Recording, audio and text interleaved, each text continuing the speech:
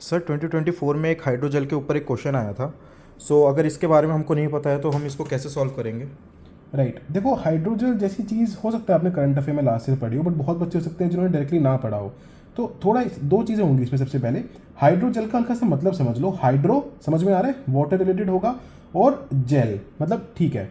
Jail को अगर आप नहीं भी समझ पा रहे हो, वैसे तो jail is a normal term जो हम सब कुछ यूज़ करते हैं। Hydrogel basically water loving polymer होता है, हाइड्रोफिलिक पॉलीमर होता है, राइट। तो बेसिकली अगर आप इतना भी समझ पाए, this is something related to water and water holding. तो अब देखो क्या बोल रहा है कि hydrogel can be used, which of the following are hydrogel used, in which of the following are hydrogels used?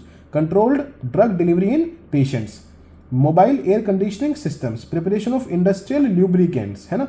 अभी देखो इनमें से अगर ऑब्वियस सी बात है, मैं बिल्कुल ये गारंटी से बोल सकता हूं कि किसी भी चीज में, किसी भी स्टैंडर्ड सोर्स में आप ये नहीं पढ़ोगे कि यार हाइड्रोजेल जो है वो इंडस्ट्रियल लुब्रिकेंट में यूज होता है कि नहीं होता है। बट जैसे कि मैंने अक्सर समझाया है कि जब भी कोई एप्लीकेशन बेस्ड क्वेश्चन आए तो आपको किस चीज का ध्यान रखना है कि आप श्योरली नेगेट कर पा रहे हो कि नहीं कर पा रहे हो। श्योरली नेगेट करने का क्या मतलब है? सर मुझे गारंटीड पता है कि हाइड्रोजेल जो है वो इंडस्ट्रियल लुब्रिकेंट में यूज हो ही नहीं सकता। आपको गारंटीड अगर ये बात पता होगी तो ही आप इसको काटना, नहीं तो मत काटना। क्यों?